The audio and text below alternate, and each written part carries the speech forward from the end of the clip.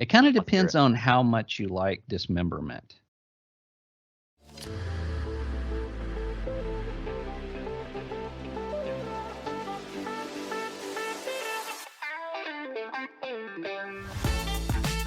Greetings and welcome to the Supply Drop. We're supplying your weekly drop of the latest gaming news and happenings with low sodium options. My name is Nate. I'll be your host. I'm joined by two other hosts, the first being Scott. Scott, not that me or Thick care, but is there a nickname you have in mind for yourself? Again, we don't care. Have you, like when you're growing up, are you like, there's a nickname, I would love to have that nickname? I don't know. I don't know if that applies now. I mean, it was probably Han Solo, but that's not really a nickname. Mr. Solo. No, that's just someone you really like. Mr. Solo. That sounds kind of creepy. I don't think I like that one. But no, I never had a nickname. Right. Never had one, and Han Solo was the one you wanted as a child. Well, yeah. I mean, who didn't want to be Han Solo? So. I think I wanted to be Chewie. You wanted to be Chewie? All right, we're getting off track here. Our second co-host, his name is Thick. Hello. Thick, what's the most interesting thing you learned at your most recent museum visit? And try not to bore us to death. Try not to bore us. Well, I saw this one sculpture, and it was just was it? I think it's some sort of adhesive, like lilac or shellac, and cardboard, and it looked like this huge beehive. It was really cool. It's just 3 ingredients basically. But that's Wait a second. I'm trying to. Scott, what did you just learn? I didn't learn anything. I wasn't paying attention. Okay. I forget, but it was basically like cardboard art. That's what I saw. And it was created by bees? It looked Artistic like a bee's nest. I think the name of it was like something sting or hive or whatever. Was it was it like an art museum? Yeah. It's okay. Like part modern art, art. but then they had like events going on for Lunar New Year, which I didn't see much of. I think I missed most of it. Yeah. Okay. All right. For some reason, my brain was like, "Oh, Fick's going to a science museum, and he's going to hit us with an interesting fact on the way back." Art museums are like very personal. Yeah, it's very interpretive. I'm not always the best at interpreting it. No, you did. They had you some answered old that pictures. question well. Yeah, they had some old pictures of San Francisco, which looks a lot different, like 150 years ago. Oh, that's cool. Wow. That's cool. I like history stuff. Yeah. Huh. All right. Let's start with some nice and easy small talk, shall we? Thick, what's been going on over the last week for you? Well, I noticed that there was a concert in Fortnite for Kid Laroi. Oh, that's right. And I was just wondering, and this is just a question for you guys. What is your favorite event that has happened in any games? Like, I could tell you mine real quick, and it would be the one in World of Warcraft. There was one event where it's probably in the very first one where like the gates were opening for a new raid. But what happened was you need like the whole server to kind of participate to kind of build up supplies and open it, but it crashed the whole server when they first did it. So it was just like kind of fun, like for that time. So I was just wondering, you guys have one that you liked in the past, or a recurring one? Scott, do you have yours? I have 2. As soon as Thick asked me that, I knew 2 of them right away. Okay. Yeah. Unfortunately, I went back to search for this, but it was I didn't really know how to. But in Destiny 2, there was an event.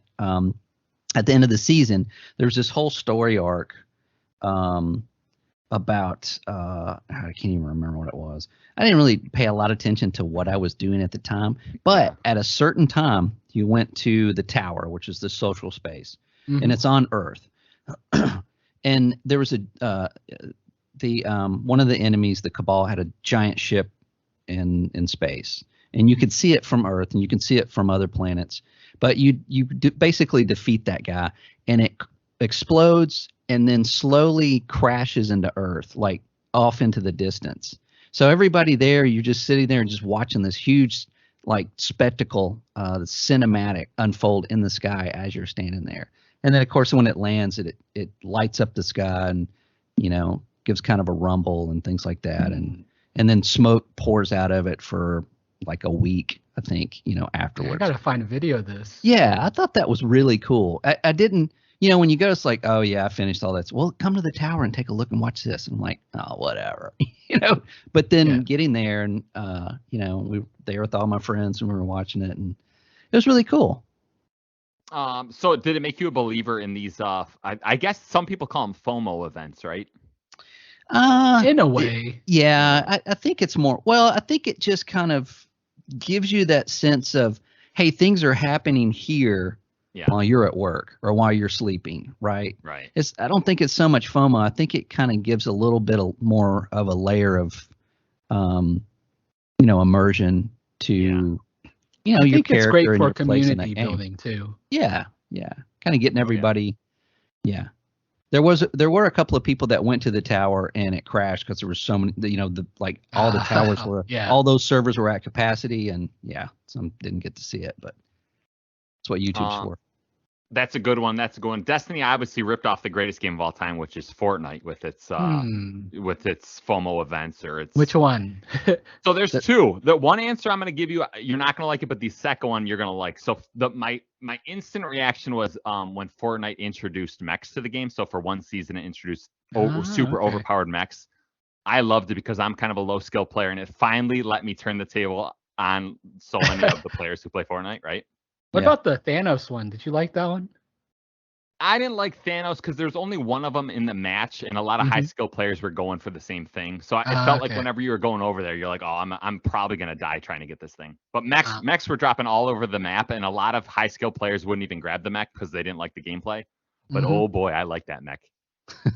Did you take out the high skill players? Oh, by far my best season was using that mech. Actually, let me explain this because I played a lot of duos. What we would do with that mech. Me and my partner, my teammate would grab two mechs, and we go put both of our mechs on a high point in the middle of like third circle. And what we do, we both get in the one mech and we protect the second mech, right? So we would like go around like a shark. Like anyone tries to challenge us on this high ground, we have like two mechs up here like ready for you. So it's just the sense of power was like unlike anything I've ever experienced. Wait, before, does the mech did the mech have fall damage or no fall damage? No fall damage for that. Okay. You could. That thing was ridiculously overpowered, and obviously throughout the season they would try to nerf it a little bit, but we got so good at it, it was enjoyable the whole time. And then the second event that is probably more what you're asking for is sometime early on in Fortnite, they had a quick like limited time event where you could vote for the next item that was going to be introduced to the game. So at some specific time, everyone who logged on would like enter into a weird portal where like 6 items were like they had force fields around them, and if you wanted to vote for the item you wanted, you would hit it with the pickaxe. And so obviously I wanted the most like overpowered like unique item, and everyone else was like pickaxing like the newest SCAR, the newest shotgun, which made me mad. So I'd run over there and I'd be like, no guys, let's come over and hit this, and everyone ignored me. So but that was I thought that was a cool idea of having like players kind of steer the trajectory of the game, right? I thought you were going to say the one where they I think they ended a map, or they destroyed like the first map or something. Oh yeah. And it was and for a couple days it was offline. Yeah, like they were going to take the servers down, but they had this huge like cinematic thing that like it blew up or something. I thought that was pretty original. Yeah, I think they've been really good with their events, and probably scared a lot of 5-year-olds. Yeah. I know at that time there were like YouTube videos like, is Fortnite ever coming back? Like, is Fortnite over? Right. Like, did they just stop milking the money? Yeah. Nope. So that was a good question, Thick. Hats off to you for sure. Yeah, that was a good question. Thank you. Scott, can you rise to his level that he's brought us to? Possibly.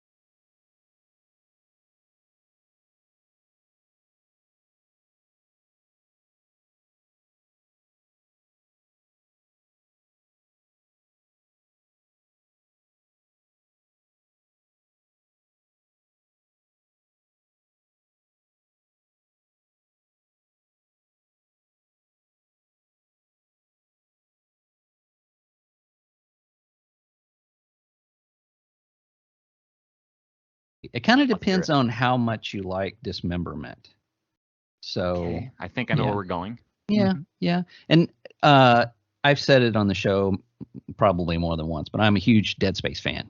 Yeah. So the remake came out, and I was very reluctant to get it because it's a remake, and it's a very faithful remake apparently. And I played Dead Space, but then the reviews started rolling in, and it was getting high 80s, 90s, high 90s. So I went to EA's little app on the PC, and for $14.99 you can upgrade your EA status to EA Pro for a month, and then download Dead Space. So I played it with $15 and without having to actually buy the game. But when this game is discounted, I will probably buy it because this is the best remake and the best representation of an older game I think I have ever played. Ooh, they really? did a fantastic job of this. It is graphically, it is stellar. They captured what Dead Space looks like and how it feels, the lighting, the ship, the suit, and especially the enemies. The enemies are, they're just I can't even describe them on verbally. You just have to see them. But they're very faithful to pretty much everything Dead Space. They did make some changes, of course, but they're good. There's a lot of sections that are zero gravity where you kind of float around and use your suit to maneuver. And the first one, you kind of just aimed where you wanted to go and you kind of shot over to that and landed.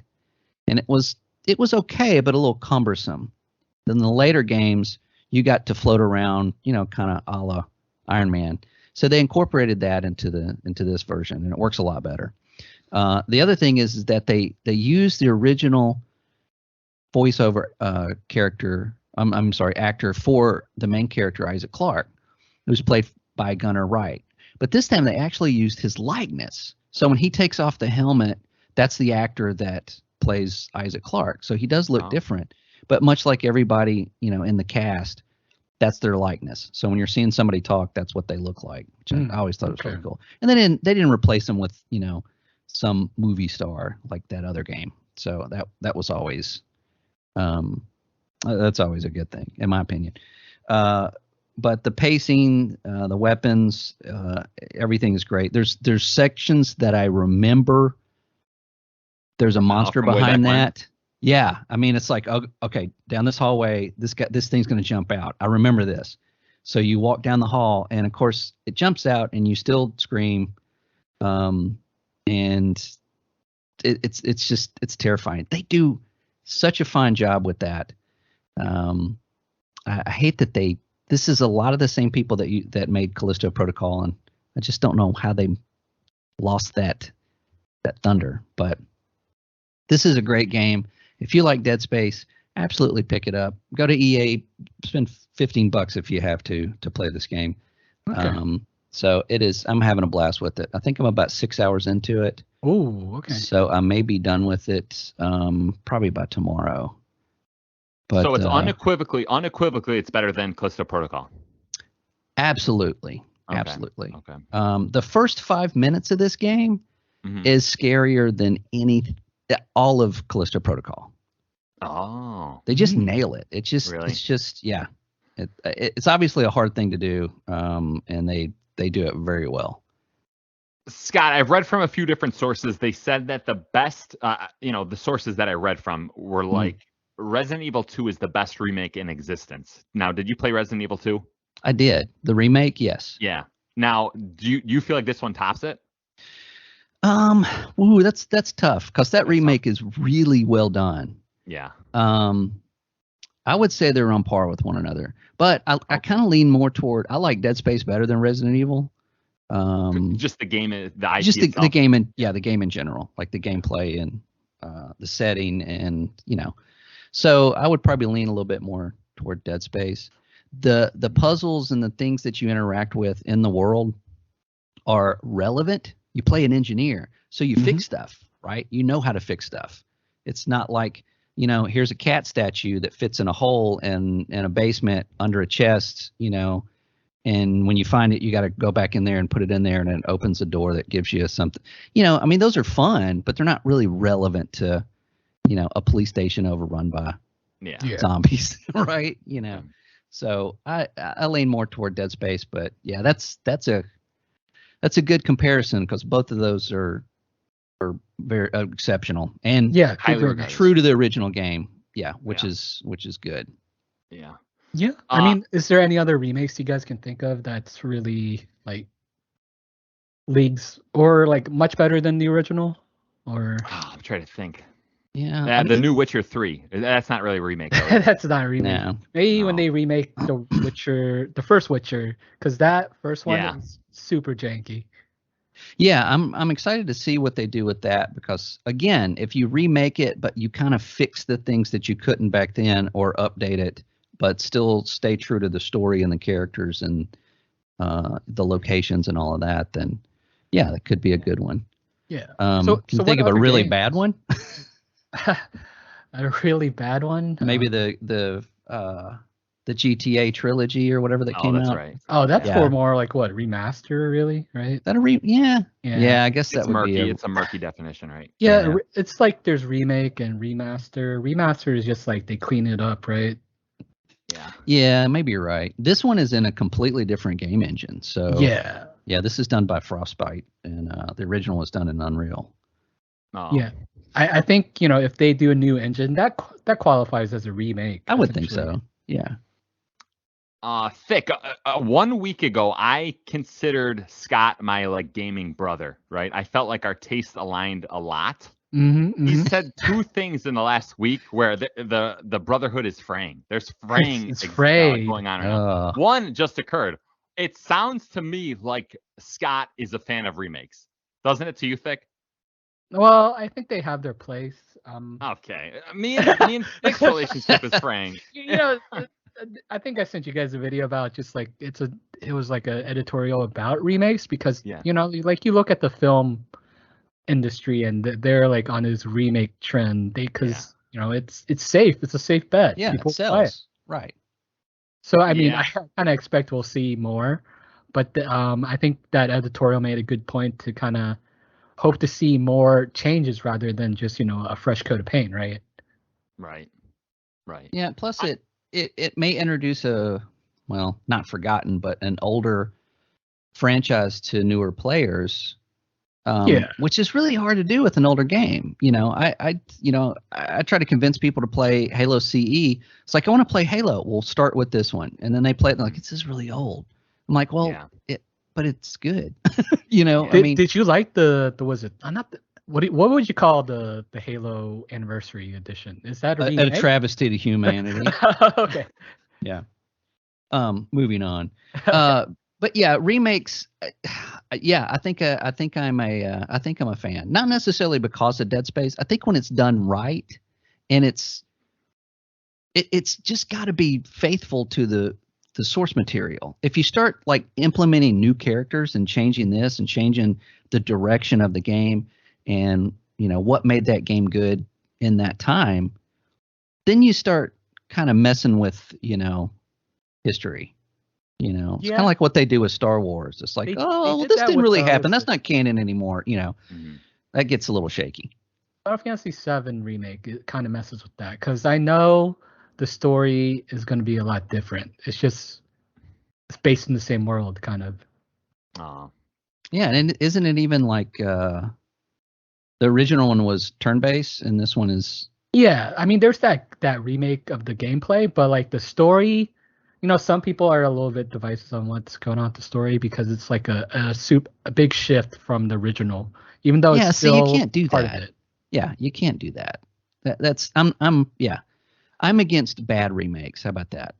So Nate, I'm with you. Wow. Unless it's really good. What's that one meme where it's how could you say something so brave? Do you know what I'm talking about? No. No. I'll shoot it to you in the Discord. Okay. So you're against bad remakes, like that's so. Yeah. That's a brave comment.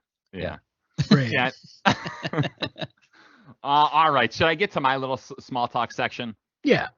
All right. Number one, I have a 6-word review for the new Sony DualSense Edge. I got mine in the mail. Yes. I texted you guys a picture of the case. Uh-huh. A controller did come in the case, but it was a bad joke. So here's my 6-word review. Feels great. Wish it didn't exist. Now, do you have any questions, or is that a pretty solid review? I have several questions. Yes. Yeah. Okay, let me explain my review. Okay, all of these like superior input methods, they just bug the heck out of me because I'm like, let's just have everyone play on the same controller. Like, is anyone who buys this DualSense Edge like having a better time than they were on the regular DualSense? No, they're not, right? No, probably not. No. Yeah. So it's like, to me, it feels like such a gimmick, and it's a gimmick I have to bite on. It gives the illusion that it's going to make you a better player. That's the whole. Yeah. You can that goes back to like Turtle Beach and Astros. This is what the pros use. I'm like, no, it's not. It's not even close to what the pros use. They use whatever they're paid to use. But I see your point with this, and it reminds me that back in 2002, when I went from playing PC to playing Xbox, that was one of the things that I was really interested in playing multiplayer, is that when you sit down and you pick up that controller and you're playing against other people on the brand new Xbox Live, they had the same console, the same controller, the same headset. Yeah. So there was no disadvantage or advantage other than your own skill. And coming from PC, if you had all these, this extremely, elaborate keyboard or mouse or all this other, gadgetry that they were selling in the 90s, you could have that maybe some kind of advantage. Listen, but, I absolutely see your point. When I play Fortnite now, and whenever I get killed, instantly me and my partner are like, is that a PC player or is that a controller player? And like, we kind of whenever we get killed, we're like, oh, it must have been a keyboard and mouse user, because we couldn't possibly get killed with the controller, right? But it's like, that's something you never said prior to crossplay, right? Right. Yeah. Right. Yeah. You just say he's cheating. All this stuff. Yeah. Right. I guess I have two more quick. Wait. So you do? How long have you used the controller? A couple days now. So. Couple days. How is the battery life? That is a big point. Yeah. That was what I was going to ask. Yeah. And how are the back buttons? Back buttons are great. They're both like have that there's that metallic cold metal feel that just feels like premium when you touch them. Yeah. Like, it feels real satisfying to click them in. But as you guys both know, I'm a pro gamer, right? Like, I'm basically borderline professional. Right. So the idea of me playing wirelessly, it doesn't cross my mind. I play fully with the wire plug in. So to answer your battery life question, not you're a pro player. Jim Ryan's the greatest. That's what I'll say. Okay. Thank you, Jim. Which is exactly what Jim said. Just plug it up. Yeah. No, me and Jim have an email correspondence, so I kind of know what he's thinking a lot. He knows what I'm thinking a lot. So okay. He he referred to you for consultation for this. Of course, and he knows how I should answer these things. So I don't want to step on anyone's toes there. Okay. Yeah. Read between the lines, if you will. Right. I understand. Let me quick ask you there's two more points I want to make. Last week I said a game was bad, right? I think I said it about Halo. Now, when I say a game is bad, I mean it the way people say on podcasts say a game is good, right? Do you understand what I mean when I say that? Go on. Elaborate. So Scott likes Halo. Scott thinks Halo's a good game, and then I'm like, okay, everyone can like certain games. Like, if people like horse racing sims, and they say that's a good game, I like it. I don't think like, oh, that's a bad game, they shouldn't like that, right? I don't think that way. Right.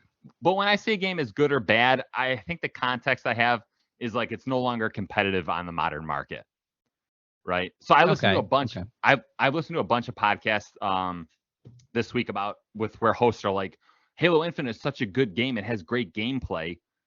I don't, the only reason it failed is because, you've heard that spiel a million times out of me. Right. And my brain is like, no, it's a bad game. It's not because of the content, right? I don't mean it like you should be thinking it's a bad game. You shouldn't be having fun with it, right? Right. I don't know if I'm being clear because you guys are getting awfully quiet right now. Well, I'm just kind of waiting to see where you go. Yeah. We want to see your direction. Because you've always got the Nate spin on the end of I it. know. So I'm just I'm eating my popcorn. I got my Coke. I'm just waiting for the. Yeah. Okay. The Punchline. Waiting for the punchline. Come on. Right. Okay. The punchline is this: there's a subjective way to interpret this game is good. It's like subjective, which I agree to. Anyone who says any game is good, it's subjective. So of course any game can be good. But then there's like an objective, like how does the market react to this type of gameplay, right? Right. And so when I say Halo is good, I feel like Scott's like, no, subjectively it's good. I had a good time with it. Like, it's a fun game. It's polished. It plays just like all the previous Halos. And when I say it's bad, I'm like, no, it's just not competitive anymore. It's like boring to most gamers, right? Yeah, it can't compete with the latest trend, right? Yeah. I just wanted to clear that up. Right. Okay. So Gotcha. no hard feelings, right? No, not at all. Okay. None taken. I mean, if somebody said they didn't like Halo, it's I'm not one to tell them they're wrong. Right. Much like the Gears of War Reddit, but it all of these things are subjective. Even that controller. Don't go to Twitter and say you don't like that controller. If you do, I'm just warning you. But hang on, Jim Ryan's texting me right now. Okay. Okay. No, he says that it's subjectively good and objectively good. Well, yeah, of course. All right. Yeah. But yeah, everything gaming is it's not even like movies. You can have a good movie and people like it just because it's out and everybody's talking about it. Oh yeah, I liked it because they want in on that conversation. They want in on, whatever anybody's talking about that movie, whether they've even seen it or not. Yeah. And gaming's the same way, but gaming is is different in the sense of, you could tell with one word if somebody's played that game or not. Right. It's and it's all subjective, but we like to argue about it. That game's good. No, it's not, and I'll tell you why. I'll tell you objectively why that game's not good. And like, well, it doesn't. I don't know. It's like the old adage. It's like if you take a Christian and an atheist, lock them in an elevator for 12 hours, what comes out? A Christian and a Oh, right. and an atheist. It's like you're not. They can argue all day long. It's not gonna. Yeah. It's I just know when I hear these comments on these podcasts, they're like, Halo Infinite had great gameplay. It was a great game. They just didn't have the content. I'm like, if you were in charge of 343 and you went to Phil Spencer and said, okay, our gameplay was great, so please give me a bunch of money and time.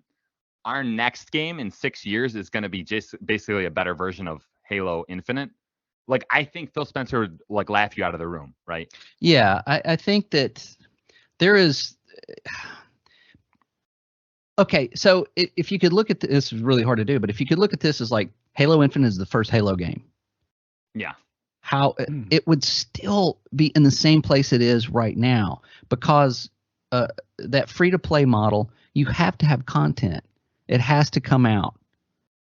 It has to stay relative in that free-to-play market. Yeah, but Scott, I'm gonna repeat myself, but I'm like, I know what you're saying, but yeah. But at the same time, a bad game can still stay relevant if it has content. Now, that's not why Halo failed. I agree with you. Yeah. It's not because of the content. It was because of they did everything wrong from day one in a free-to-play game. Everything. The store was atrocious. The stuff that you get was crap. I mean, the season pass was garbage.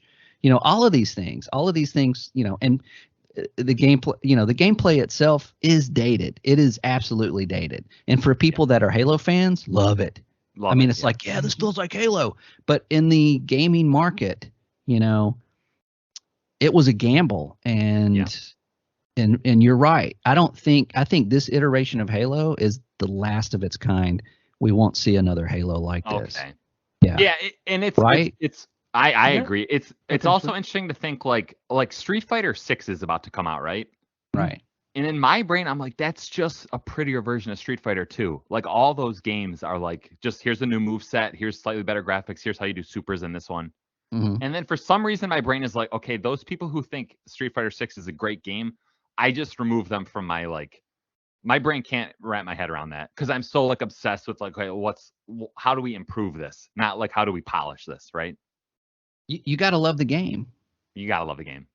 That's what it comes down to. That's your subjectiveness from that game is that right. If you love Street Fighter, if you've played all the Street Fighters, and you have favorites and you have ones that you didn't like so much for whatever reason, and the new one comes out, it will probably sell well because there are people, it's just like Halo or any other large game franchise. There's people that love that game. Mm-hmm. They will they will nitpick it, but they will still play it. They'll say they'll hate it, but they'll be on it every single day.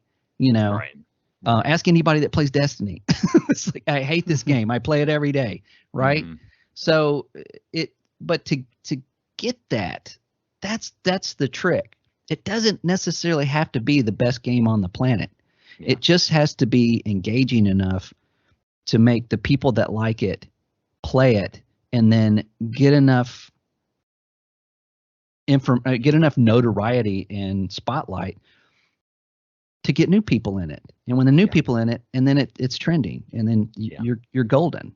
Halo Infinite never reached that day one. When it was released, it was like, oh, they released the multiplayer day. Everybody's playing. It's like Halo's back. It's great. And then about a week later, nobody was playing it.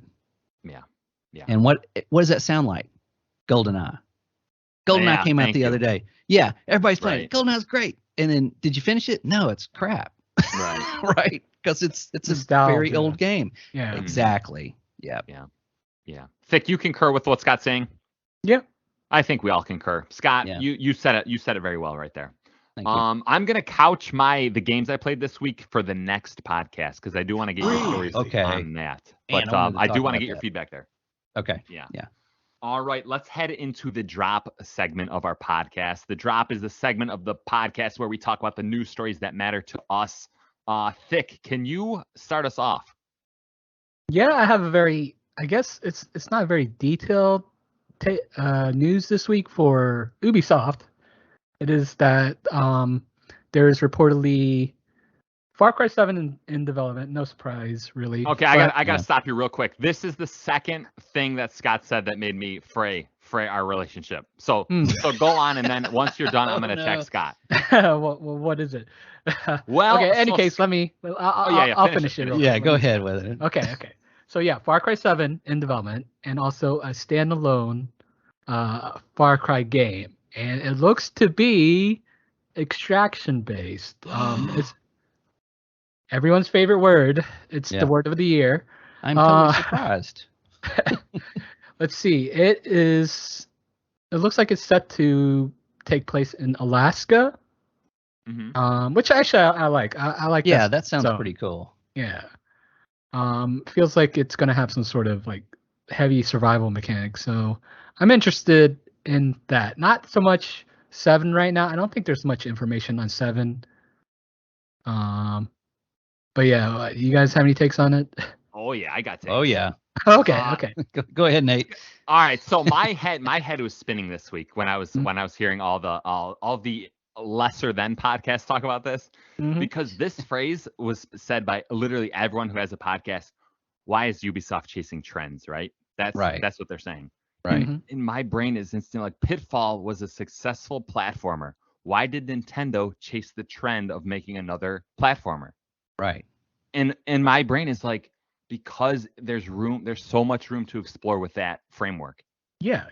We said it last year already. Like we had this whole segment about PvE. Right. Yeah. And where it's going and when I hear like, okay, they're making another Tarkov, I'm like, okay, there's one super successful Tarkov. Like DMZ is like in the middle. I think it's it reached some success, right? Probably not as much as Activision wanted. But I'm like, there's so many interesting ways you can go from that when I hear just people say, oh, they're just chasing trends, why aren't they making new trends? I'm like, oh, it rustles my jimmies. So I think, okay, how will we define the extraction shooters? Because I feel like the main thing is there's that extraction gameplay system, but then like different companies put different things around it, right? Well, it's some of them. Some of them. Some of them just carbon copy, right? Yeah. But here's my question on this: is why does this have to be a Far Cry game?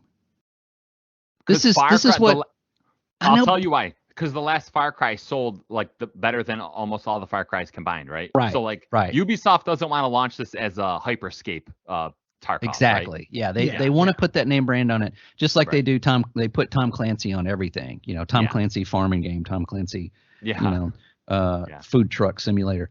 So you could call it Hyper Escape. Ooh. Oh, that's good. That's good. I like that, actually. I'm gonna write that down. But yeah, this sounds better to me than when they showed that Ghost Recon Battle Royale. No, the Ghost Recon Battle Royale. Frontline, And that was not even a Battle Royale. That was a Tarkov. No, it wasn't. No, that was a Battle Royale. Yeah, that was. I'm gonna bet you McDonald's dinner that this was a extraction based game. You think the Ghost Recon one was? I think that's why they canceled it. Yeah, right. I feel like they're probably restructuring the Frontline game, and some of it will go to this game. Well, I think that, and when they announced it, we did talk about it, and it seemed to be, and we all kind of agreed it's late in the game. You don't make a BR right now. You don't put, even if you put Tom Clancy's Ghost Recon name on it, you don't make a BR right now. What do you make next? Well, they seem to be a little bit ahead of the curve, right? If they're making this kind of gameplay, they may be adding some new things to it, or it may be not a completely different gameplay model, but something different. So this may be a good thing. It may be a little ahead of the curve. For once, instead of just chasing that trend like they have been in the last, about 6-7 years. Right. So one thing, would you say that isn't it the Dark Zone like the progenitor to all this, anyways? Kinda. Yeah. Well, so, I think was there anything before it? Come out? I'm not sure. Tarkov came out, I think. To the 17. So yeah. So it would be before Tarkov. Yeah. And you're right. Did you know that the Division was the whole game was supposed to be like the Dark Zone? The Dark Zone? Yeah, originally. Yeah. Do you guys remember that first trailer? That first trailer was unbelievable. Oh yeah. Oh, I wasn't interested in the Division initially. The game does not look like that. Yeah. No. I wasn't interested in Division until I played it, and then when I played the Dark Zone, I was like, oh, this is great. I have an old clip. It's kind of silly of me chasing this one guy, and he just keeps saying, "I don't have anything. Leave me alone." It's just. Oh, that was probably me. I did that repeatedly. I don't have anything. Shoot, you get shot anyway, just because. But I don't even think we shot him. We just kept chasing him with we weren't going to shoot him. Shooting the his feet around even worse. Yeah. Right. Keep walking, buddy. The old westerns, yeah. It reminds me of Halo 2 proximity chat days, the first days. Exactly. Yeah. Yeah. So that was probably the first kind of gameplay to that. I'm sure they were working on Tarkov, during that time. But yeah, I think it's going to be who had the idea first. Right. So maybe, and that was not necessarily successful. I don't think they did it. They didn't do it that well. But it was, you get loot that you can only find there, and you get to an extraction point, and if you get that loot extracted, not necessarily you, then you get to keep it, and then you go to your inventory outside of the game and collect it. Yeah, that was genius. But I can't imagine a whole game being like that, or that game being just that model. Yeah, I think it's hard to have like a progression model and then keep it sustainable long term, right? Like they do the season models because they have the reset, but not everyone likes that. Well, that's what Tarkov does, right? Yeah. And I have heard that I've heard someone talk about Tarkov who's like the first few weeks of a reset is really exciting. Yeah. And then once you build your character up to a certain power level, then it's like, I have so many rocket launchers, I don't really care if I die and lose this rocket launcher, right? Right. Yeah. Right. So and then there's cheaters. Cheaters. There's always cheaters. And I do think that's a major problem with those extraction games. Like once you build up to a certain amount, it's like, who cares if I die? I think that's going to be solved eventually, right? Yeah, I think so. It's a problem that will be eventually solved. Wait, so how does DMZ do it? I don't actually know. Scott, isn't it exactly the same? But yeah, pretty much. It's more arcadey, and it's probably not as it's a faster pace than Tarkov, right? It's faster paced. There's a lot more enemies, and your the environment is loaded with. It's in the middle of the day, and it's visibility is fairly good, and then it's chock full of enemies. Yeah. So yeah, it is faster paced. You've got to get out. The cloud comes in like a BR, and you've got to get to an extraction point, and then whatever you make out, on you get to keep. But it also has a lot of mission-based stuff, and basically just things that you need to get done to level up your character and be able to. My wife plays this more than I do, and she's got something where she keeps telling me, it's like, do you not have your free gun? And I'm like, what are you talking about? And apparently you can have a gun that's like you put in a slot, and even if you die, you get that back. Really? Oh, I think like once or something. I still don't have that. So there's a deeper game there, and it is fun. But man, even playing it today, we've had some issues. So I don't know if maybe that's why it's not as popular as that it probably should be. But server issues are kind of frustrating. You get kicked out of the game. To see next season. Everything. Yeah. And I know, Scott, like, I haven't really wanted to play DMZ this last week, and the reason why I don't really want to play it, like, I'd play it if, like, you invited me, but I don't have that itch to be like, okay, let's check what I can do. It's because, like, all those missions in it are just so, like, who cares if I accomplish them? Right? They're not getting me to play the game again. To me, it's the kind of just finding, new guns and things to grab and get out. Right. I don't. My wife is more like a checklist. She's like, got to do this, got to do this, got to do this. Yeah. I'm like, she's like, what's on your checklist? And I'm like, get out. Right. That's it. Yeah. So, I think this year's going to be really interesting for this kind of gameplay, and see where it goes. I think we might get some surprise. Yeah, and I think we might get some surprise titles. There might be some things that are going to pop up, this year that we didn't even know that was existing prior. Yeah. Well, I guess it'll be interesting to see. I know that rumor didn't was it? I don't know if you know if it was a rumor, or if it was a leak or whatnot, but I think they say that's like a 2025 release, right? Yeah, it says an internal deadline of 2025. Yeah. Cracking the whip. Yep. Yeah. Get back to work. It's so frustrating with all these new announcements and these rumors where I'm like, it's not a 6-year dev cycle anymore. It's like a 7-year dev cycle. Yeah. Honestly, Ubisoft needs a win, so hopefully they can find something good. They really do. Yeah. I know one game they're not going to win with.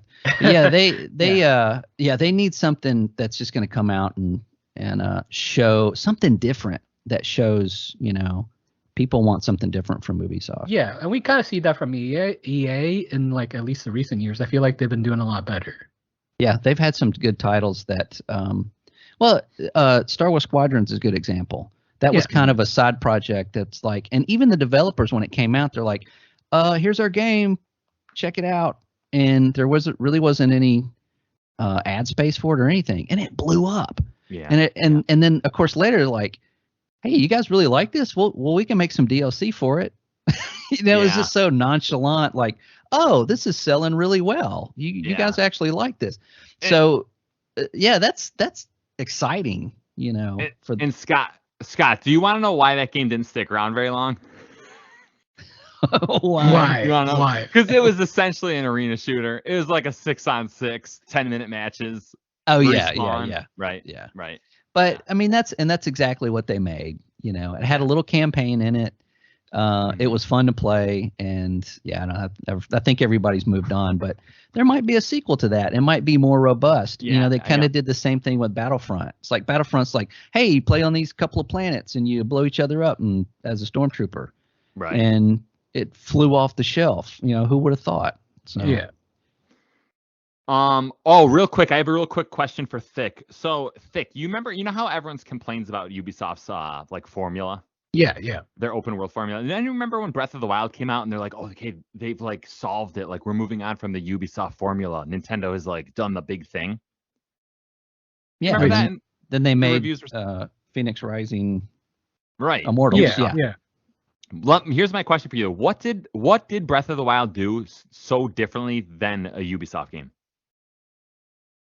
They Like- kind of changed how you would kind of approach the world in a way. Meaning what?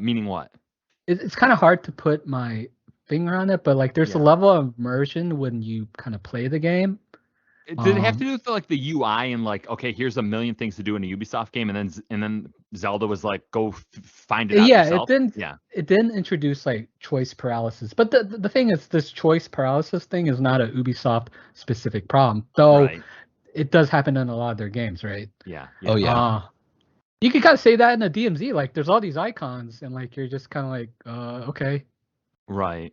But I mean, it's been a while since I played Breath of the Wild, but like it's kind of like a part sandbox. Like you kind of want to explore the world. It gives you the tools to explore it very well, and I think they kind of did that with Phoenix Rising, right? They still had like an Ubisoft style thing with the icons, which I appreciate, to be honest. I like having icons, because like you can't just like look up where all in Breath of the Wild, it's like Korok seeds, right? It's like the collectibles. Oh yeah. 900. Yeah. Like you just kind of like discover things organically. It doesn't feel like you're playing something that has a forced checklist in Breath of the Wild. Like you want to explore the world. You don't want to just complete a checklist.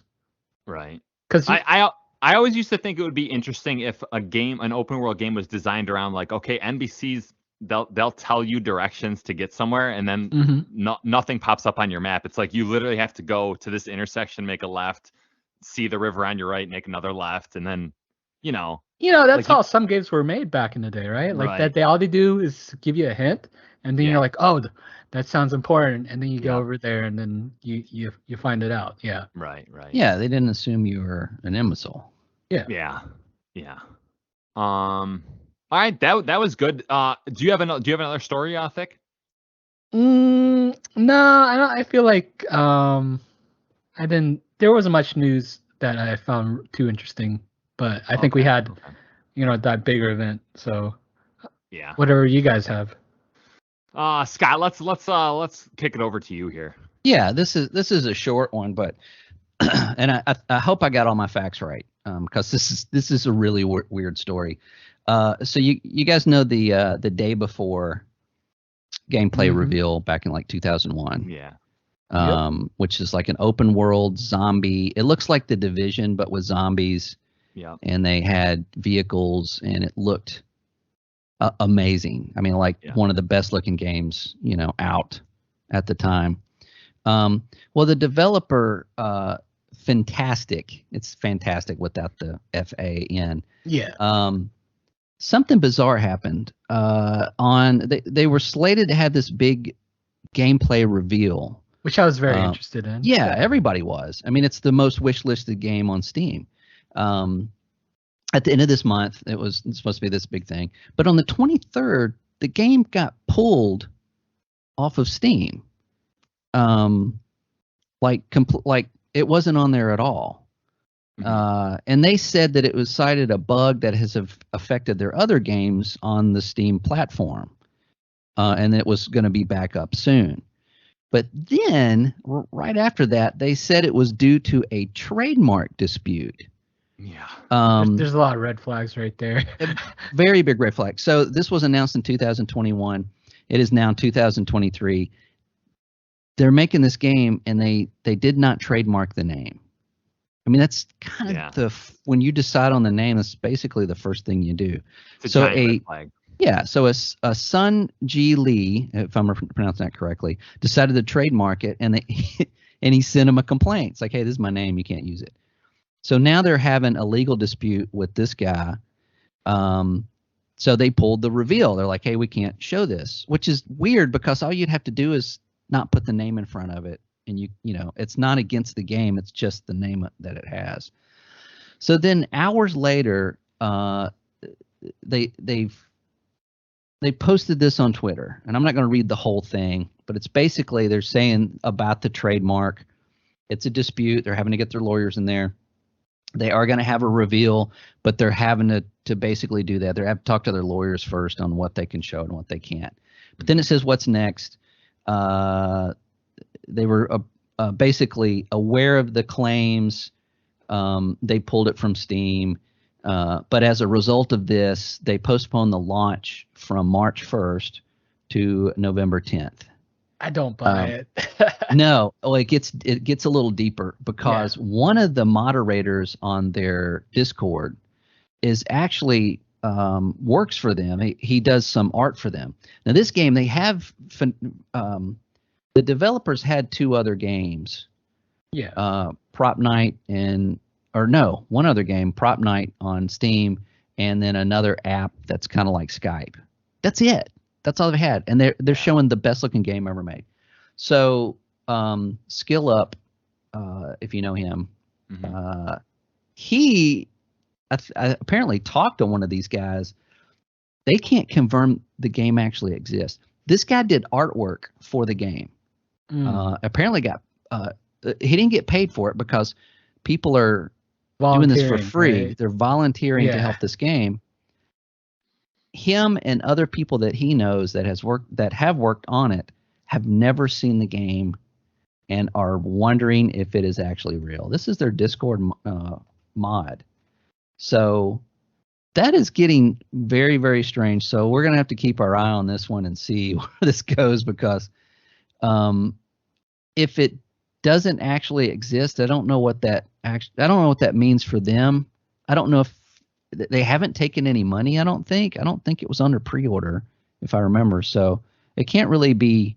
I know it's one of the most wish-listed games on Steam. It is. That doesn't mean that's not a transfer how money. How did that happen, though? I've always wondered that. It's like, how does that happen? Like, I just don't see it. And why? Why do that? I mean, why create something that looks amazing only to not actually have it in existence?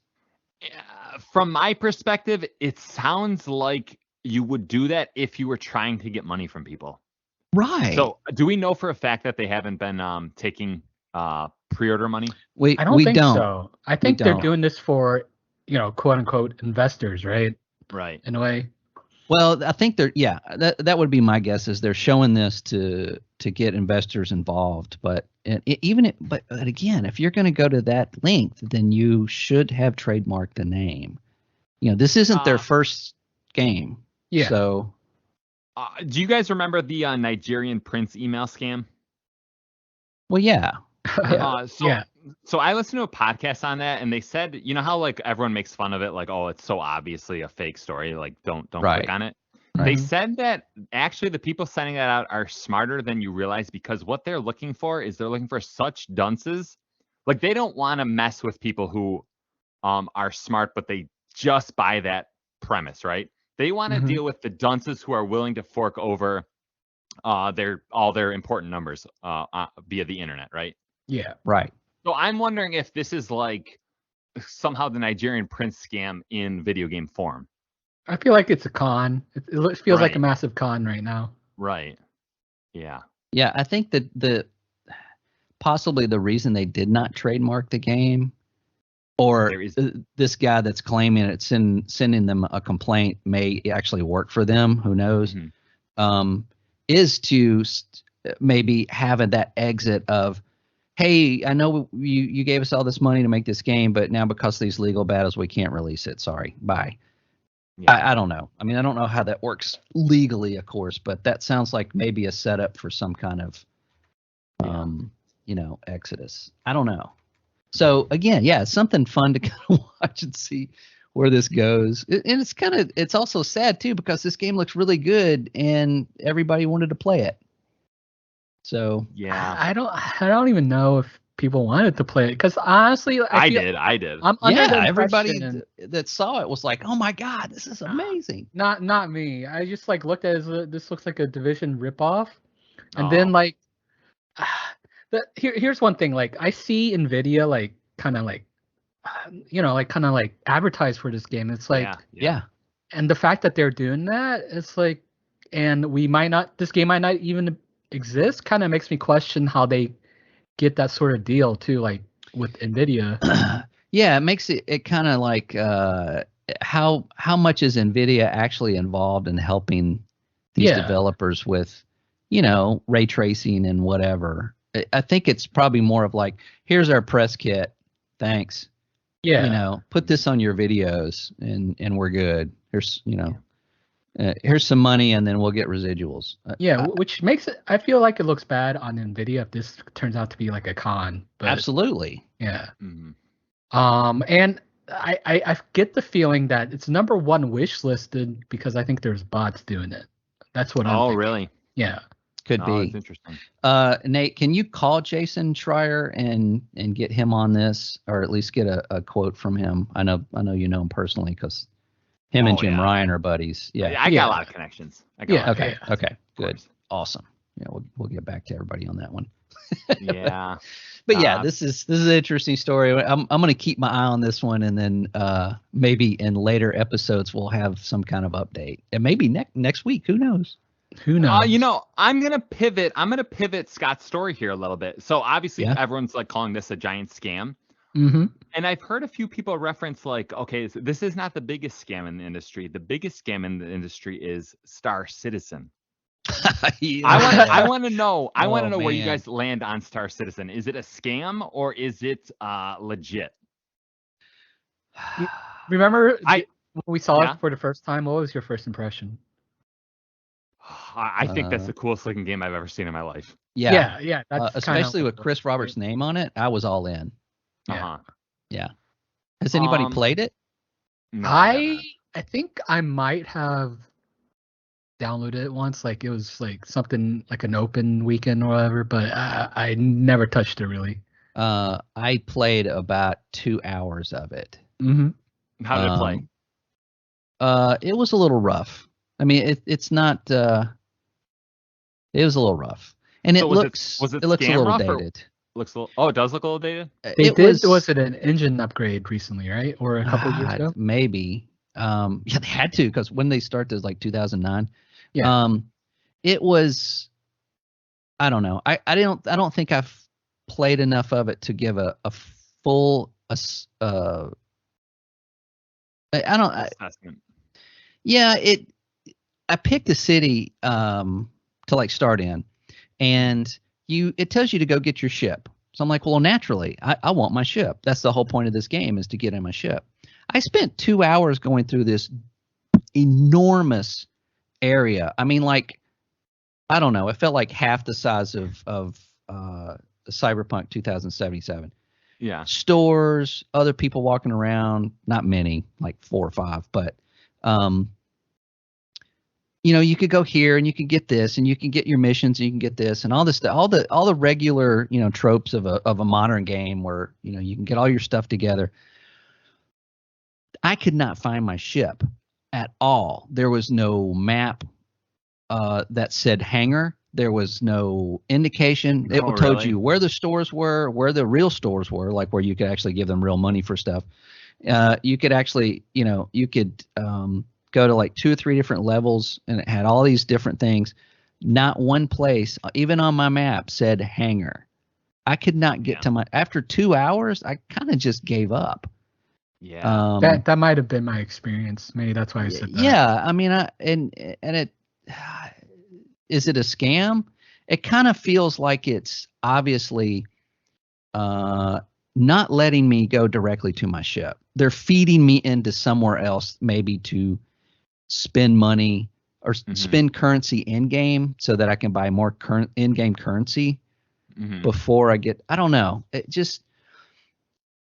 It was not intriguing enough and different enough for me to buy into it. Maybe this is the original Metaverse game. Maybe that's what it kind of felt like. Yeah. I mean, there were other players there, but they were kind of just walking around like me. Like you'd see them stop in front of a store and go and look like their characters like looking around and like looking up and like, look, this guy can't find his ship either. And he like walks over to the ledge and like looks down. I'm like, yeah, this guy can't find his ship. And then he runs off somewhere. And I'm like, God, man, nobody can, maneuver through this.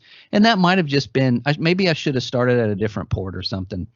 But it did not make me want to play that game at all. Yeah. Let me give you both 2 reasons why it's not a scam. All right. Reason number 1, because I want to believe it's not a scam. I do too. I do too. Fair enough. Yeah, Yeah. that's scientific, right? Yeah. That holds up to the Factual. rigors. The game that's Objective. never finished. Right. Right. Right. All right, but here's perhaps a more convincing argument. Horizon Forbidden West just came out. That's a 5-year dev cycle for essentially a copy and paste job.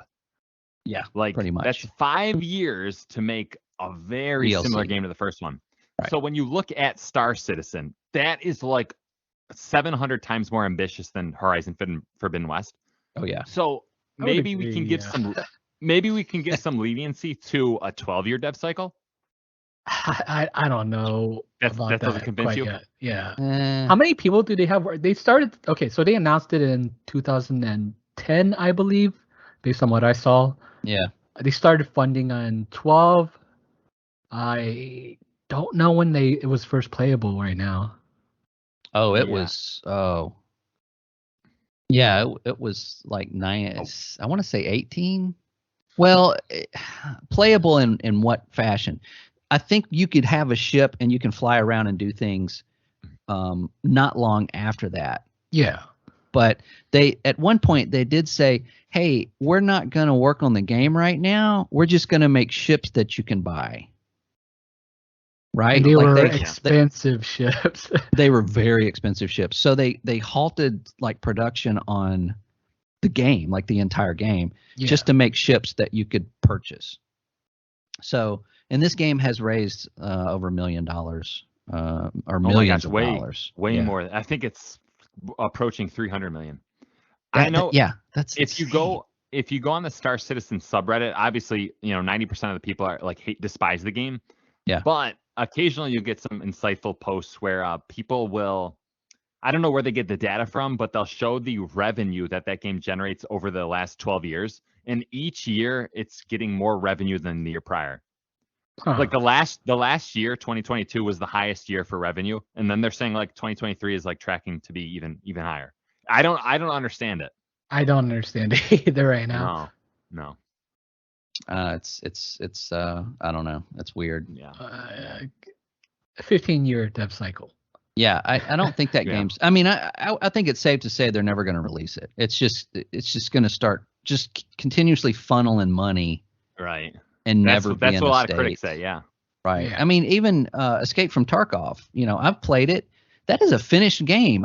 There's no problem with that game whatsoever. I've had less problems with that game than the latest Call of Duty, which is a $1 billion franchise, Right. and it's still in beta. Right. So I don't know why that is either. I don't know, but think there's it- got to. Yeah. It sounds like your voice. You're saying stick to No Man's Sky for right now. Yeah. No. I guess that's a different game. I don't like that game. No, I don't either. Yeah, it's kind of a boring game for me, but I'm trying to give it another chance, maybe sometime soon. I mean, That they game do. It's finished. We can Yeah. say that. Yeah. Yeah. But obviously, like once or twice a year, they'll have a big update, and the trailers always get you a little excited. And there's always like a steam bump in sales and whatnot. Yeah. And then the game just is like, find this particle, find this I- chemical somewhere. I think it's good they went like the Terraria model, right? You know what I mean by that, where like they just release an update and it's not. Actually, I think the newer updates there might be microtransactions, but like Terraria, they kept releasing free updates for like over the course of 10 years, and then they said they're done. Then they released another one, and then they Right. kept going back and forth. Yeah. So we'll have to see how the day before, The day Uh, after. the day after, we'll have to see how Star Citizen goes. Yeah. All right. Let me jump into mine real quick. I don't know if there's that much to talk about here. I just think it's kind of, occasionally it's divulging some hot takes on the internet. We'll see if it happens here. Which one? Please. This story, according to The Verge, Xbox hardware revenue has decreased by 13% alongside a 12% dip in Xbox content and services revenue.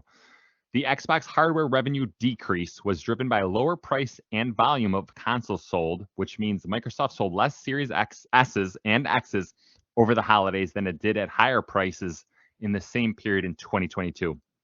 Microsoft dropped its Series S price to $249 for the holidays, hoping to stoke interest in its Game Pass console. And Satya Nadella says, quote, "We saw new highs for Game Pass subscriptions, game streaming hours, and monthly active devices, and monthly active users surpassed a record 120 million during the quarter." Mm-hmm. So I guess I think this is fascinating, like their strategy right now with Game Pass. Mm-hmm. I wonder if as Game Pass goes up, if it's butting into revenue, right? I think it's gonna, was it lost lead for a little bit. For a long, like kind of like Yeah. Amazon did and Netflix did. Yeah. Yeah. Because there's gonna be a point where we're gonna see, like the same thing we see with a lot of streaming right now. Price increase, content Right. probably like restructuring. Right. And I know I think I already brought this up before, but I'm like, I think the free to play model is pretty. It has a competitive advantage over the Game Pass model, right? Because just if you want to try a game, try it. It's free. Yeah. You know. So it'll be interesting to see how Game Pass does. I feel like every few months there's a something leaks out that makes you kind of believe in the Game Pass model, and then something leaks out that makes you kind of more like, okay, it's never going to get that big, right? Well, I'll have a comment about that, but a little bit later. All right, Scott. Now that you've had Game Pass, are you spending more money on games or less money on games? Oh, definitely less money on games. Less money. Yes. Yeah. It's, well, I mean, if you look at like, Halo Infinite, for instance, would have been a $60 game. We all would have bought it. We all would have bought that. I mean, I would have bought it. I would have bought the, Yeah. Whatever version, it would have been $60. I mean, $70. I probably would have bought it day one. Mm-hmm. And then any titles that, were supposed to come out last year, I would have gotten on Game Pass, as opposed to, spending $50, $60, $70 on them. So, doing the math, right? It's like if you buy 3 games, you've paid for a year's worth of Game Pass. Yeah. Right. And there's games on there that I've found that I would have never paid money for, that I am really enjoying. Okay, it's diverting your money to newer places. Right. I have more money to buy mice and keyboards, apparently. And microtransactions. And I don't really spend money on that. Yeah, but I know. yeah, exactly. I mean, it is, if there's a game on Game Pass that has microtransactions, like, well, I'm not paying for this game, might as well, hey, pay $10, whatever. But that's also the free to play model as well, right? It's like, hey, this game is free, but check out these cosmetics. I mean, it's just $10, or if you're, Halo Infinite, it's just $68. So it's kind of it's hard to gauge on that. I think it's going to be per individual, like if somebody has Game Pass, but they buy a lot of like sports games from EA and right. The other, I can't think of the other guys now, but that money goes there, and and they're not playing as much on Game Pass, so they cancel it, so that they're not spending that money on Game Pass, and they go buy the other stuff. Well, then they're back to just buying whatever game they want. And then you got the ones that have Game Pass, and they only play games on Game Pass. It's like whatever's fed to them, that's what they play, and they're not really, I mean, they're making that subscription, so they're probably making more money off that person than they are, the person that's buying, the new FIFA and getting all the cosmetics, and then Microsoft getting the residuals from that. So there's a lot involved there, and it's kind of hard. You got to look at the data and see where that money goes and where it comes from. But for me, I know I kind of went off on a tangent, sorry, but I spend less money on games, absolutely. Since Game Pass has come out, I've noticed that instead of buying like 6 or 7 high-end games a year, I may be only buying like 3. Yeah. So there's my cost for Game Pass right there. Done. Right. What was my question? I had a really good question. So, all right. Oh, okay. So here's what's interesting to think about there. When did Game Pass get going? When did it launch? 2017 or 2017. I think it was 18. It might be 16, but 18 was when they really started putting the first party on there, because that's They when really Sea of kind of- Thieves. Yeah. They really invested into it. Sea of Thieves was their first Game Pass title, like first party title. Yeah. It'll be interesting to see, because you know how like all games they take 6-7 years to make now. Mm-hmm. It'll be interesting to see what games created specifically for the Game Pass model, what they look like, right? So I feel like in the next like 3 years, we're starting to get games who have been greenlit in 2018. And if you're a Microsoft studio and you're in constant contact with Phil Spencer and the higher ups, how do they want you to design your game in terms of microtransactions to benefit everyone involved there, right? Right. Yeah. I know some people are like, oh, what they could do is just do a lot of like bite-sized single-player games that do a lot of that stuff, right? It seems like there's a lot of different ways to attack it. Yeah, well, those are unknown to us, right? I mean, we don't Right. know if Microsoft goes, oh, you can put this on Game Pass, but you got to have a store, and you got to do this, and you got to do that. I mean, if they're not doing that now, that it may be coming. I mean, they've said that there could be exclusive content on Game Pass. I really see that coming for sure. Just like Netflix. Yeah, Netflix has their own movies. Hulu has their own movies. Amazon has their own movie. This may be what we're seeing in the future. But luckily, that also is going to be on PC and the cloud, and anywhere you can get Game Pass. Right. So that I think is going to be interesting to see. And is this game being developed specifically for Game Pass, or is it just a Game Pass exclusive? That's when it may start muddying things up. I thought I saw a developer give a quote where he was like, obviously your payment model and it affects your game design, right? Like it just has to. So I guess I could see, like League of Legends was a free-to-play game. It's like I think you got like a small number of starter heroes that you could I think get right off the start. Yeah, you can earn them all. You could earn them. It'd take you a long time though, right? Yeah. But I wonder if Microsoft's like, okay, we could do a free-to-play model here, and then if you have Game Pass, we're going to give you all the heroes. They do that with Valorant and the Riot games, actually. Like if you have a link to your Riot account on PC, they'll do that for you. Oh, well, okay. All right. Yeah, so that definitely incentivizes subscription signups, right? Yeah. Okay. I have two things written down on my little notepad here. Let me go over them quickly. How come no one talked about Hi-Fi Res? How come we didn't talk about that? Oh, we're going to talk about it in a little bit. We haven't talked about the Direct. Yeah, we didn't talk about the Direct either. I put that down too. Yeah, I got it. I got it taken care of. Yeah. Oh, what the heck? Yeah. Why is my brain not working right now? I don't know. Was there any rumors this week that we... Oh yeah. I'm gonna get to the rooms. Here's what my brain did though. Okay. I'm just gonna tell you so we kind of learn about each other. My brain is like news is news, and then like big topics is not news. But I think you guys slotted in, the Direct as a big topic, right? We're shuffling things a little bit. Yeah, I think it's. But it's never finalized. We can always change it up a little bit. Yeah. No, I got you. All right, let's jump into the rumors. There's a ton of rumors this week, but let's just fly through them, okay? According to a leaked Discord conversation, Lance McDonald states that a huge Elden Ring expansion is on the way. Raise your hand if you're getting it. Okay, that's good for the audience. Wait. Right. Did you hear me raise my hand or?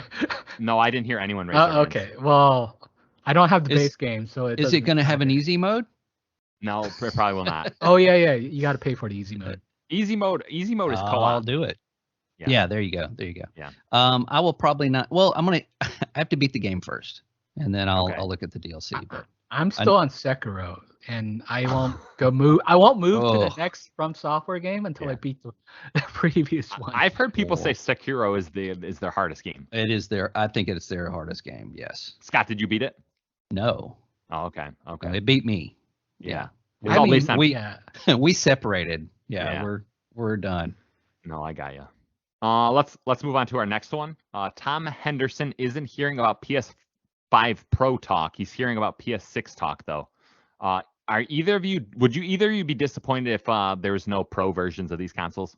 I think it doesn't make sense at this point. Not at all. No, I don't either.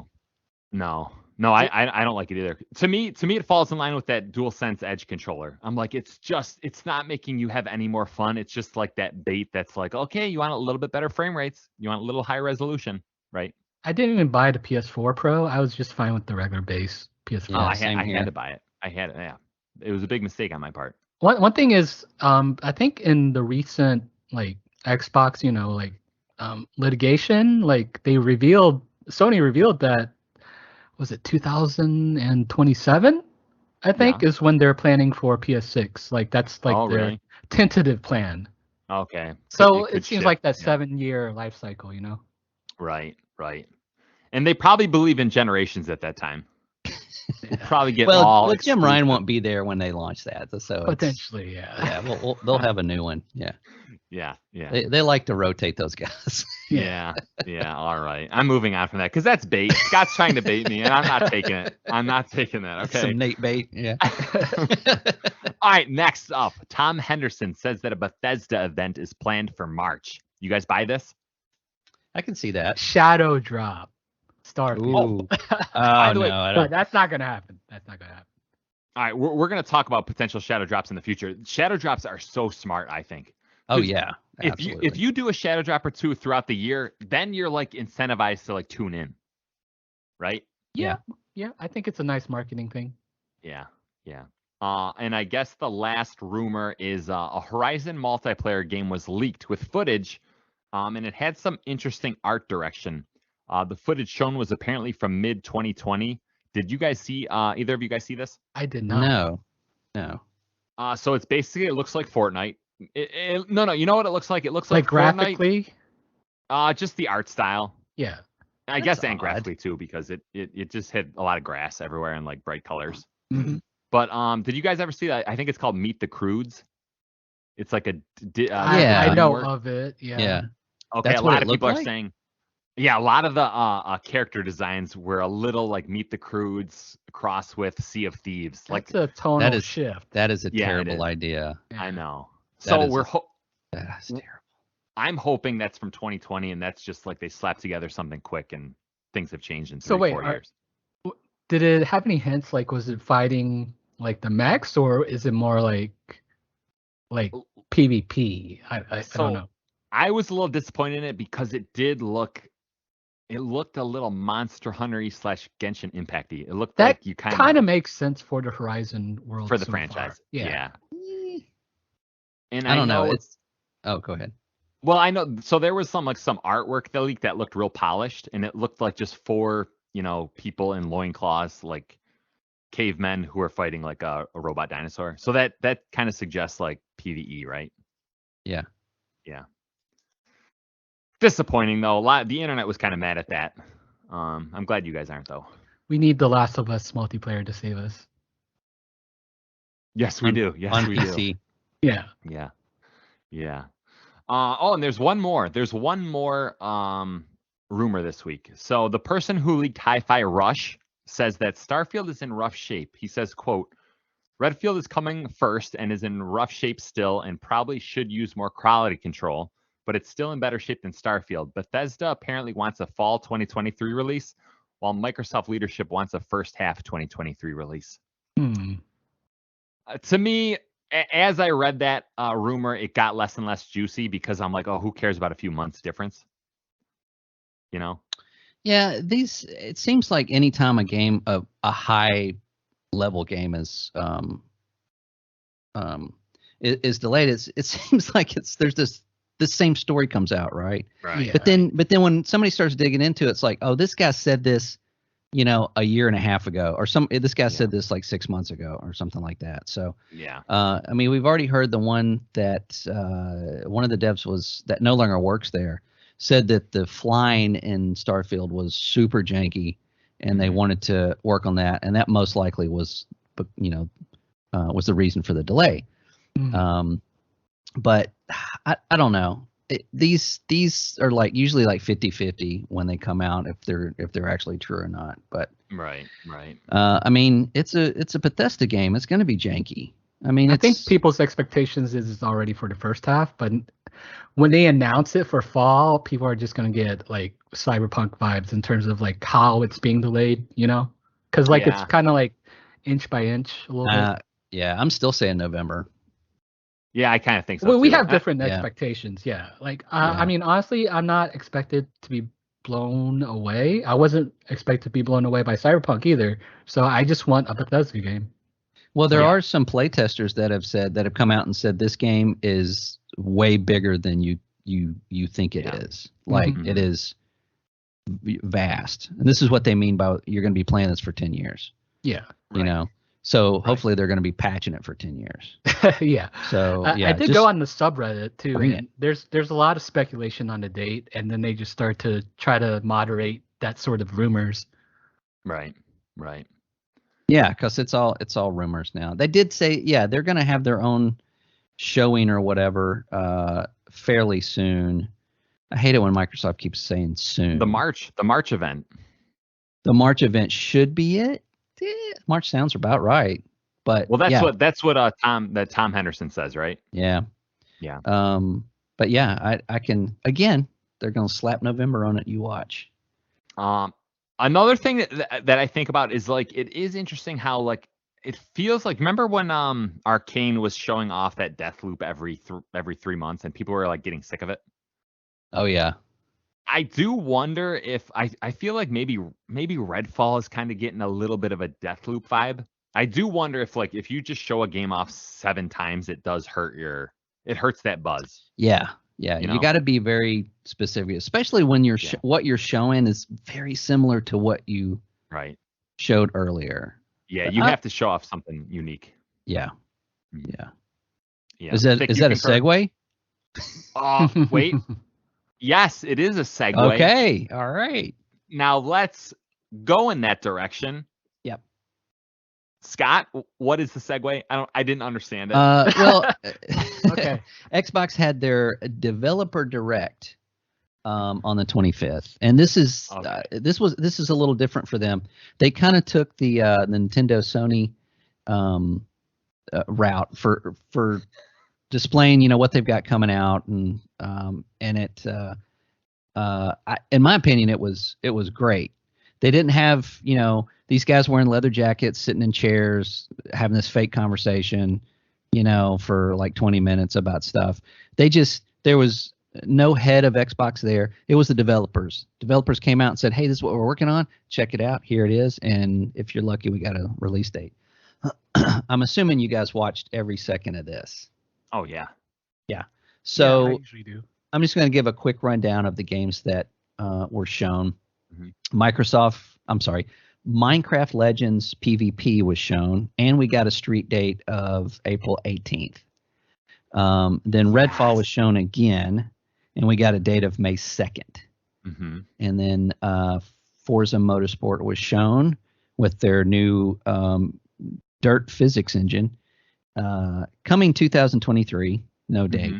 And then Elder Scrolls Online has their new big expansion that's coming out in June 20th for that one. That was really not a big surprise. We just didn't know what it was.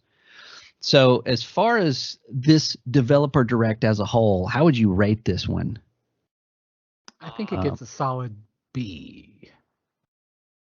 Nate? Yeah, I guess I'd go a B+, A-. I really liked it. I like the format. Yeah. Yeah. I like the format a lot. It was about 45 minutes long. They showed just enough of everything.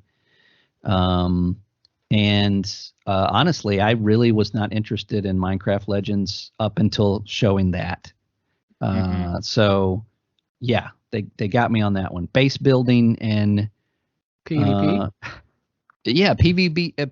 PvP base building. It's like it's almost like Battleship. Was it tower defense ish, right? Yeah, you got tower defense. I mean, it's an RTS. Yep. Yeah, you got 2 teams, 4 players each working together. That's interesting. And the art style, of course, it's Minecraft, but it's obviously updated. And it looks a little bit more ray like tracing. Minecraft. Yeah, it looks exactly. There's ray tracing in it.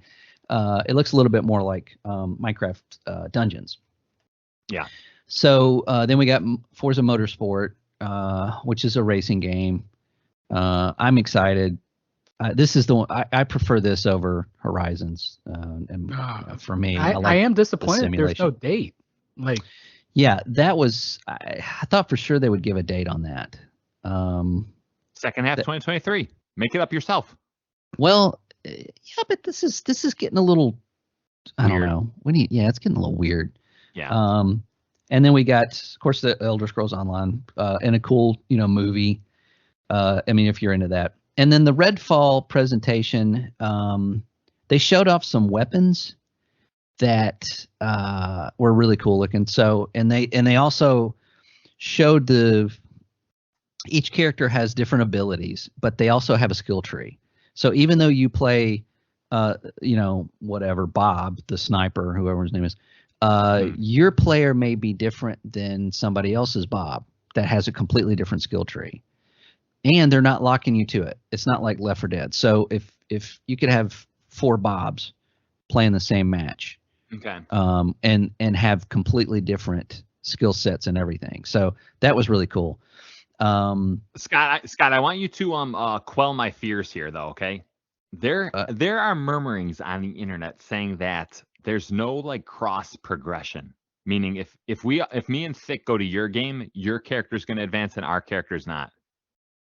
Have you heard this as well? Didn't they talk about that? I thought they talked about that. Okay, maybe Are are you you saying the internet might be wrong? Is that or Nate possible? might be wrong. Surely possible. not. No. Yeah. No. That would be terrible for a co-op game. Right. I don't know. I'm let's not hope- confident either. Yeah, let's hope that's not true. But what did you guys think about this? I, for one, was not really sold on the gunplay. It looked a little.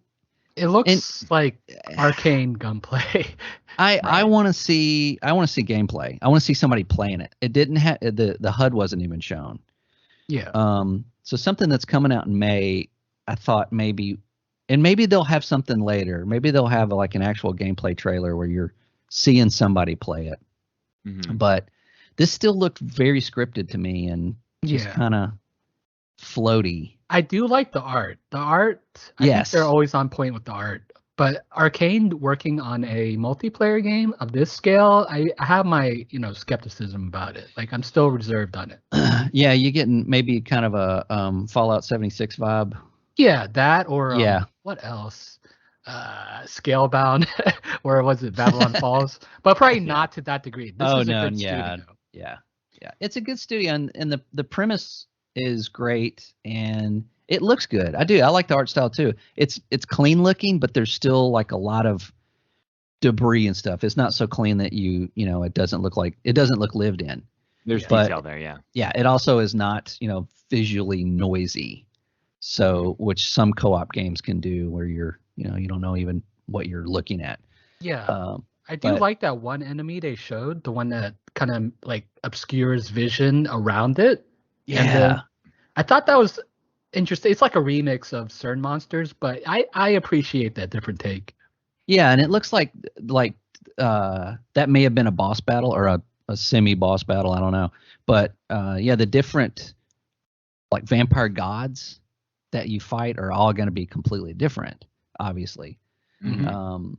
So yeah, I mean, just again, and we've said this before. It's like on paper, this is a banger, man. This is top notch, but just the presentation.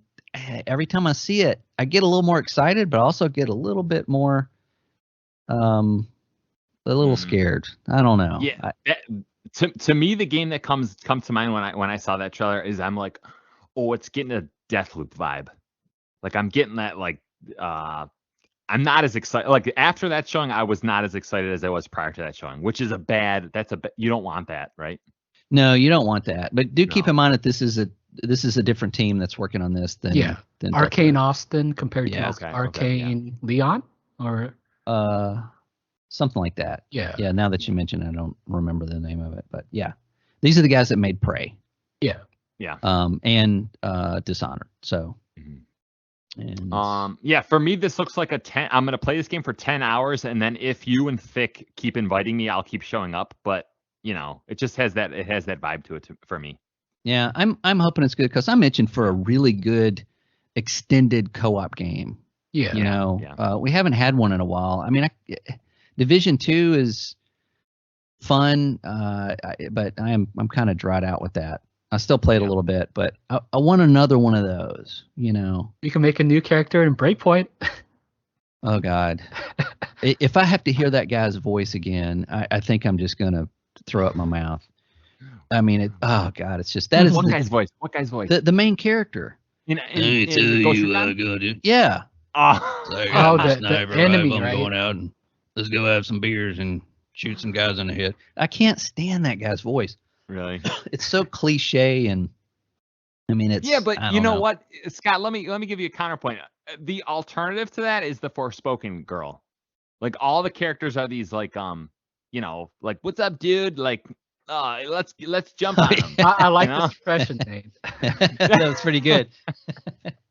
Yeah, I'm also a voice actor in my downtime. Okay. Yeah, cool. Yeah. But Breakpoint is a fun co-op game, I have to admit. Now that they've fixed a lot of it, but it doesn't. This looks super fun. I mean, vampires, superpowers, in a creepy looking town. I mean, yeah. You're in. Yeah, I'm in. I'm sold on it. I just hope it's not bad. You're in a way you were not in for Back 4 Blood. Oh, definitely. Back 4 Blood was just basically Left 4 Dead with updated graphics. Yeah. And not you know what? I started Back 4 Blood again because some people were saying it's in a much better state, but I kind of dropped it again. It's okay. It's fine. But real quick, I have a question for you. So we moved on from the rumor mill, right? Yep. So I had a great title for this, but I was confused with the segue, so I didn't say the title. So the new title for this segment is Big Talk for Big Ideas from Big Brains with Big Vocabularies. Oh, I like that. Yeah. So people understand what we're doing. Is that what we're doing? Yes. All right, let's move on. Only so much awkward silence can be tolerated. Okay. Thick.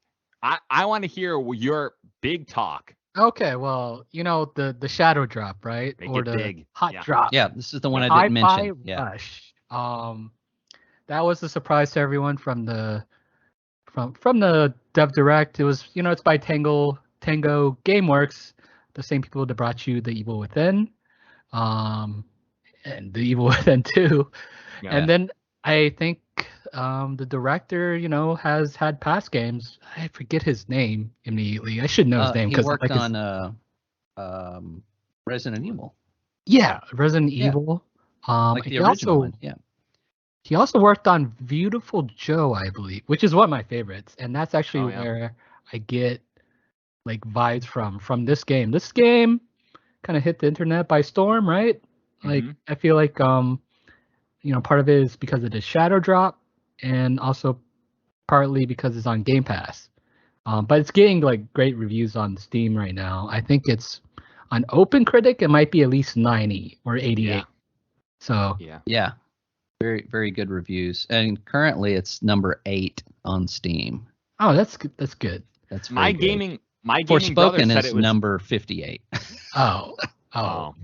We like Forspoken, right? Yeah. We'll talk about it next week. Yeah. Thick, did you get a chance to play this? Yes.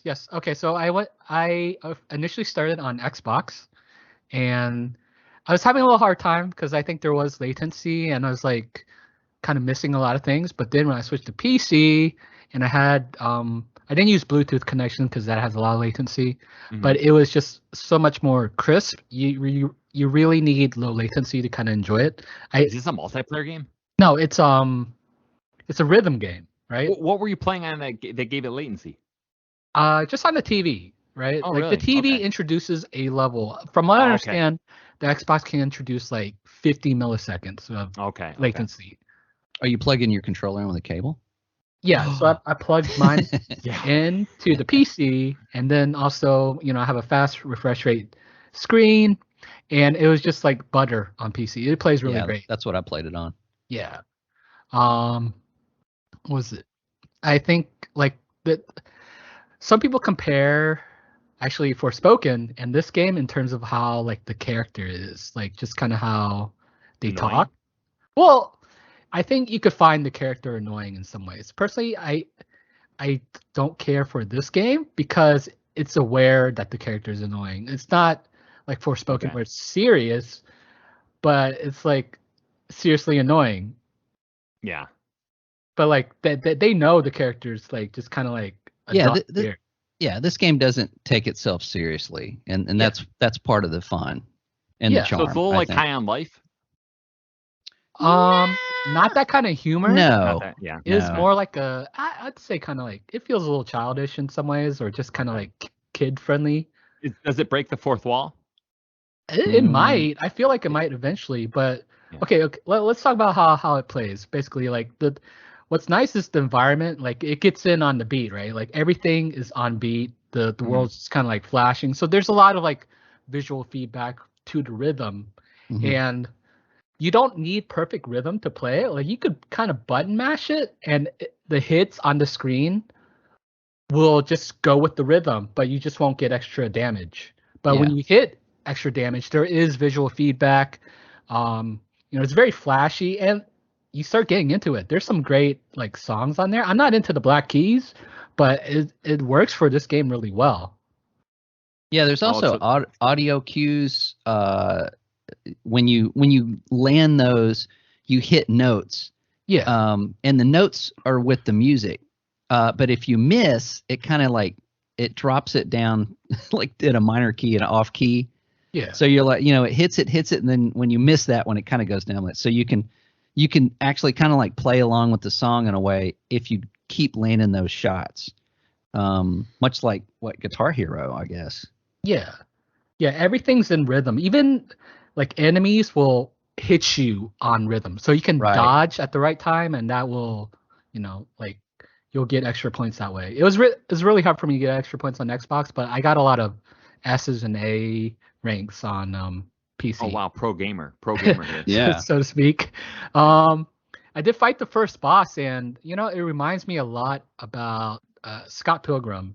You guys ever watched the movie or played the game? I watched it briefly. I'm a fan of the movie, and I played the game briefly. Yeah. This reminded me exactly of like the style. The movie. Yeah, like just like the tone, and also like how it knows it's a video game. So yeah. No, keep going, Thick. No. Actually, I want to hear Scott's impressions if there's anything. Wait, and Scott, before you answer, here's what I know. Thick just described the game. I can't picture what the game actually is. Like, so what is the player doing in the game? Like, I know it's a music game. I know you're hitting enemies, but this is it's a futuristic game that there's a lot of machinery. It seems like everywhere you go, a building is just a giant machine.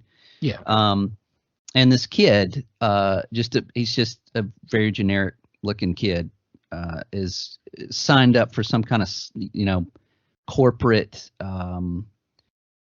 testing to get a new arm, and something goes wrong, and it gives him music abilities. I won't say what it is because it'll kind of give a little bit away, but but then at the same time, since it did go wrong, he's considered a defect, and they're trying to get rid of him. So he takes off and is now trying to, escape this corporate building, and then meets a robotic cat, who's kind of sarcastic, and then you make a Gibson Flying V out of spare parts and start wailing on robots with it. So, I mean, so is it a beat 'em up? It's more. It is a beat 'em up. Yeah. Okay. It's a beat 'em up to music, and so far it looks like some of the gameplay I've seen. There's some other aspects to it. There's some platforming that is also rhythm based.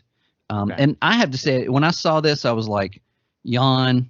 I don't care anything about this.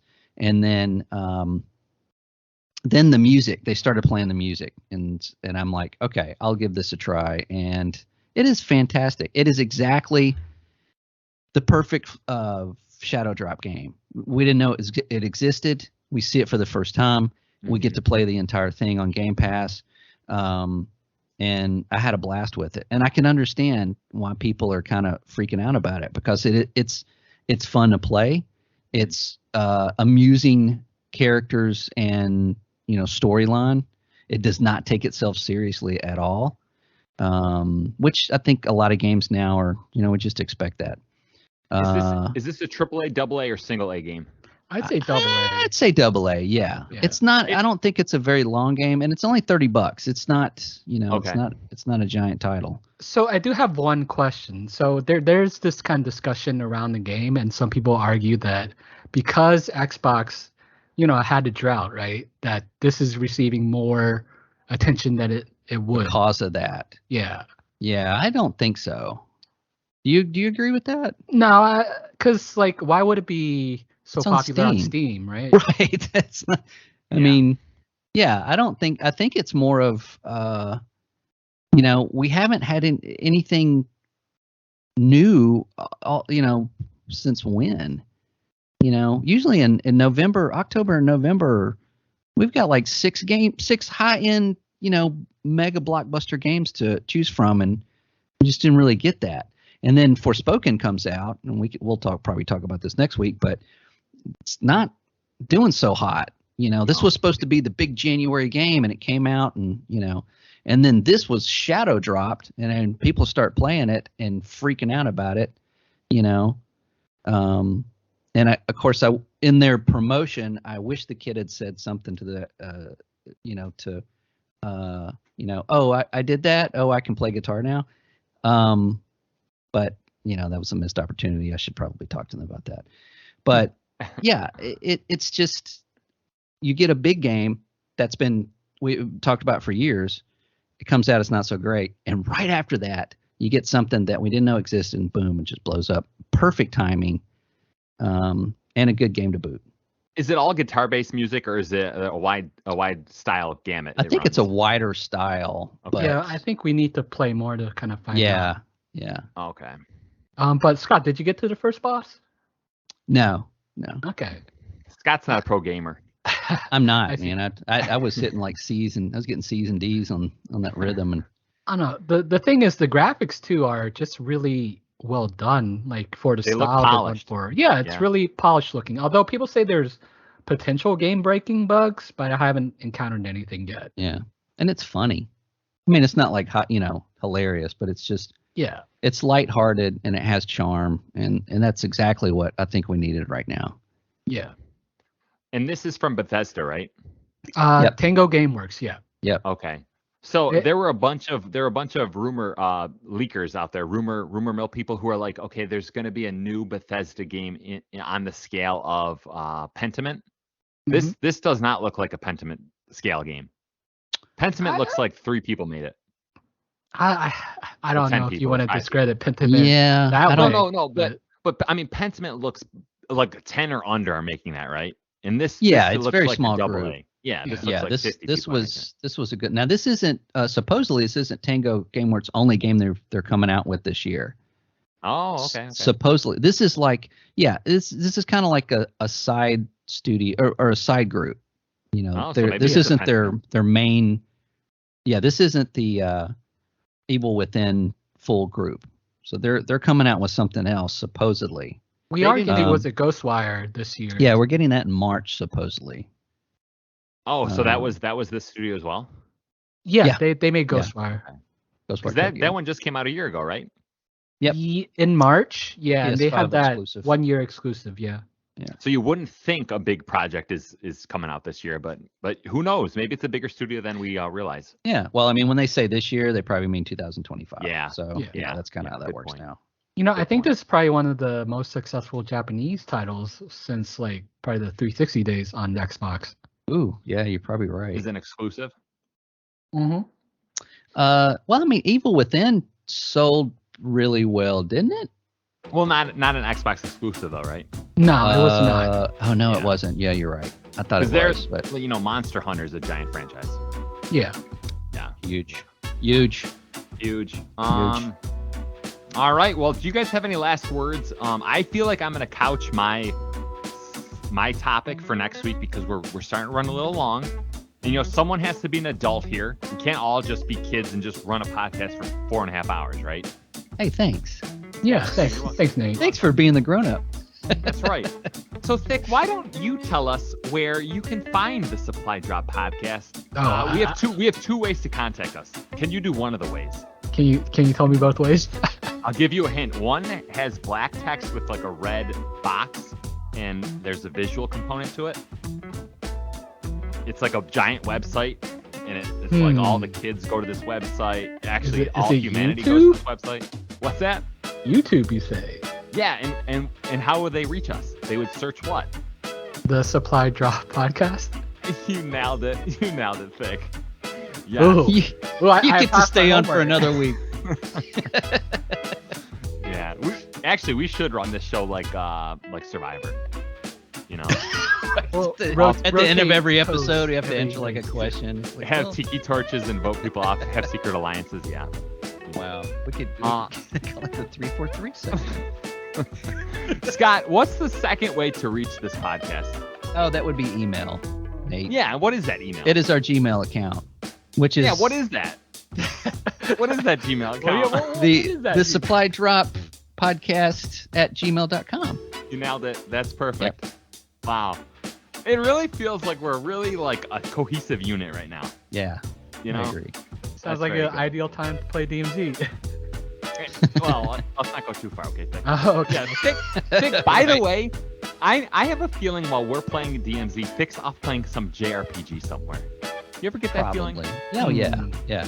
And playing Forza. Or probably watching, some type of an anime video, a version of that. Yeah. Yeah, I have yet to watch that season 2 of Vinland Saga, but I am gonna get to it, and I'm gonna tell you why I'm not gonna keep watching it. Fair enough. Because I a long time ago, I do remember the first 4 episodes of season 1. It did hook me. I watched like 4 of those episodes, and I was like, "There's something cooler," and then it just kept doing stuff, and I was like, "Whatever," right? Yeah. Go on. No, I'm not going on. I'm gonna end the podcast. That's what we're gonna do. Okay. Okay. All right, so this is the part where we all say goodbye, and then I hit stop recording. All right. Goodbye, everybody. Listeners. Adios.